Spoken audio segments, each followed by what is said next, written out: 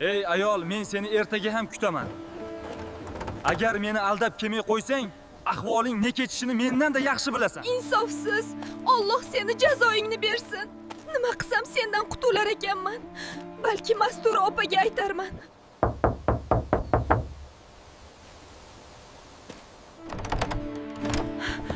Farida qizim, nima bo'ldi senga? Maslahatingiz kerak, Mastura xola. Men juda yomon vaziyatdaman.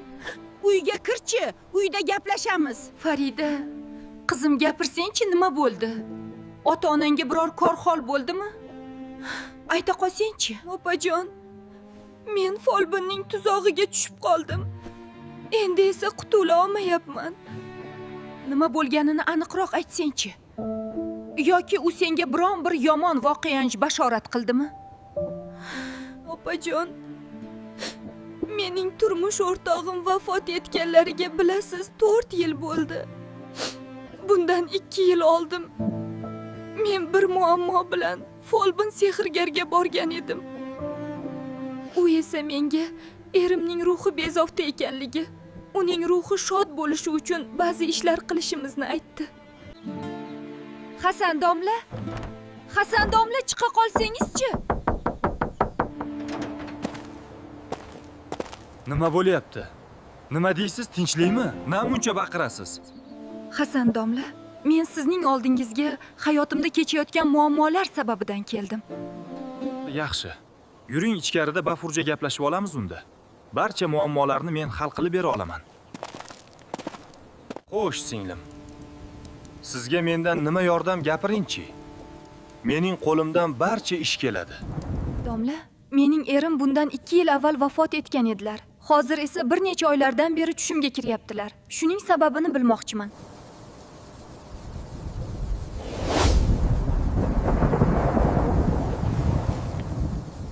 Janobim, amringizga muntazirman. Sizga nima yordamim kerak? Xohlaganingizni so'rang. Ey, mening yordamchim. Bu ayolga nima bo'lgan? Shuni menga aniqlab ber. Bu ayolga nima chora ko'rishimizni ham aytib ber. Janobim, bu ayolga hech narsa bo'lmagan. Shunchaki biz uning tushida eri qiyofasida kirib, unga tinchlik bermayapmiz. Siz bu ayolga ayting, eringning ruhi notinch. Agar ba'zi amallarni qilmasak, oilangga, ota-onangga katta ziyon yetadi. Sen esa dunyoni tark etasan. Hasan domla, tinchlikmi?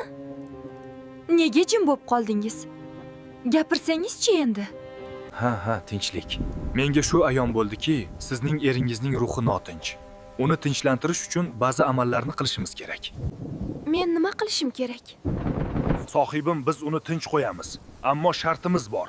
Ya'ni bu ayol bizga atab 3 kun davomida qurbonlik keltirsin. Qurbonlik uchun sariq echki tanlansin va har kunlik qilingan qurbonlik terisini sizga olib kelsin. Siz esa uni bizga hadya qilasiz. Undan tashqari 3 kun davomida qurbonlikdan chiqqan qondan qorong'u tunda erining qabri ustidan to'ksin. O'shanda biz uni tinch qo'yamiz. Xullas singlim, menga hammasi ayon bo'ldi. Siz esa aytib o'tadiganlarimni diqqat bilan eshiting. Shunday qilib, Hasan domla menga men qilishim kerak bo'lgan barcha narsani aytdi. Keyinchi qizim, keyin nima bo'ldi? Gapiraver, qulog'im senda. Assalomu alaykum bobojon. Menga echkilaringiz yoqib qoldi. Iltimos, menga shularni 3 tasini soting. Ha, albatta sotaman.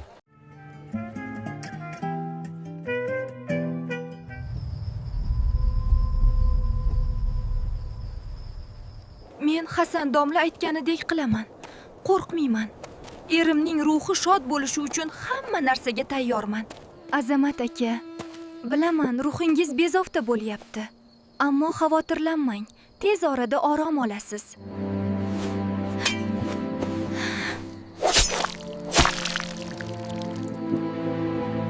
Men 3 kun davomida xuddi shunday qilib echkilarni qurbon qildim. 4-kun esa 3 ta terini olib Hasan domlaning yoniga bordim.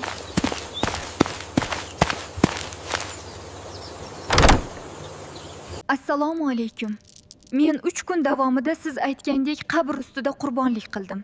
Echki terisini sizga olib keldim. Endi bo'ldimi? Rahmatli erimning ruhi shod bo'ladimi? Iltimos menga aniqini aytsangiz. Singlim, men hozir yordamchilarimdan so'ramasdan bir narsa deya olmayman. Parilarim bilan gaplashib olay.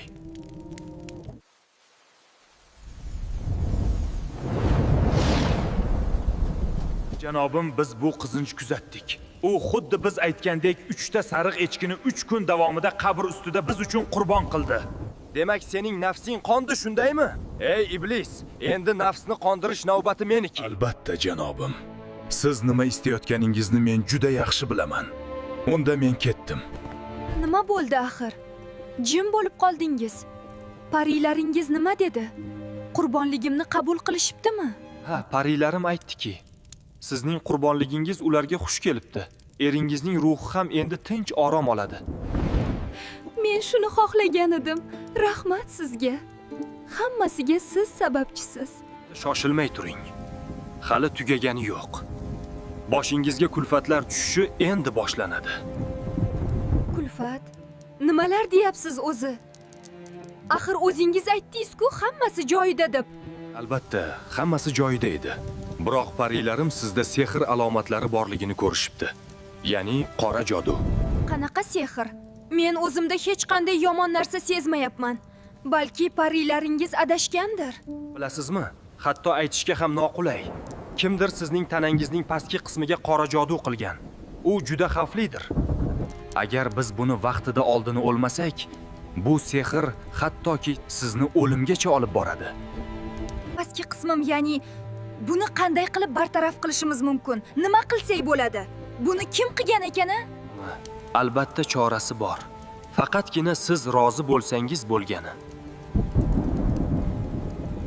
Keyin bilasizmi, opajon? U menga u bilan birga bo'lishim zarurligini aytdi. Agar bosh tortsam, sehr meni ado qilishini, hattoki o'limga olib borishini aytdi. Qizim, nima sen indamasdan ko'nib ketordingmi?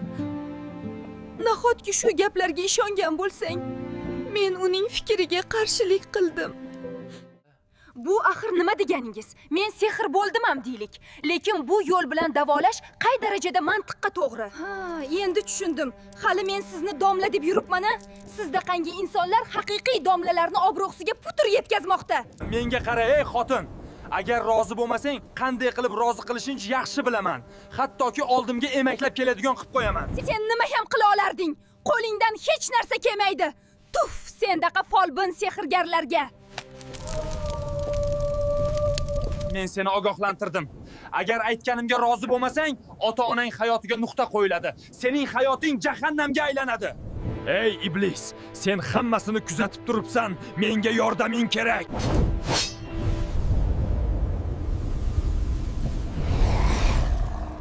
Ey la'nati iblis, menga nima maslahat berasan? Menga yo'l ko'rsat. Hojam, endi siz u qizning yaqinlariga ziyon yetkazing. Oxiri qizning o'zi yoningizga kelib yolvoradi. Mening esa bir taklifim bor. Biz ishni qizning otasidan boshlaymiz. Buni esa menga qo'yib bering. Ha, albatta. Unda men bu ishni senga topshiraman. O'sha kuni uyga borib, ne ko'z bilan qarayki, dadam yerda jonsiz holda yotar edilar. Keyin vaqtlar o'tib onamning ham toblari qochib qoldi. Hattoki doktorlar ham yordam bera olmay qoldilar. Shunda men bildimki, bularning barchasiga men Hasan domla deb ataydigan, asli esa sehrgar bo'lgan insonning qo'li bor. Keyin men onamning sog'ayib ketishlari uchun sehrgar aytgan barcha ishlarga rozi bo'ldim.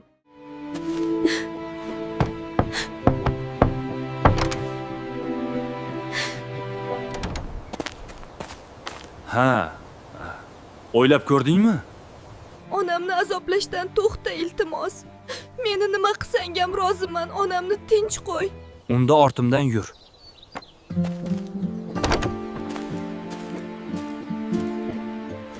Keyin biz uyga kirib, u xohlagan ishini qildik.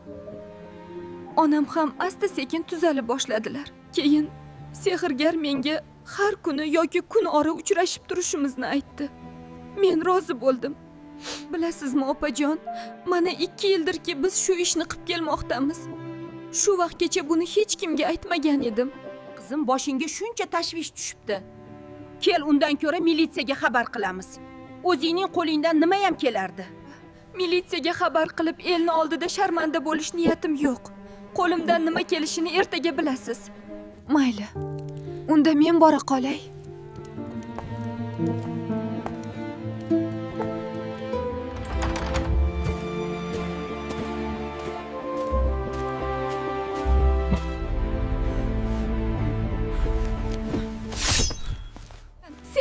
meni 2 yildan beri xo'rlab kelasan. Bilasanmi? Men bu kunlarni qancha vaqtdan beri orzu qilardim.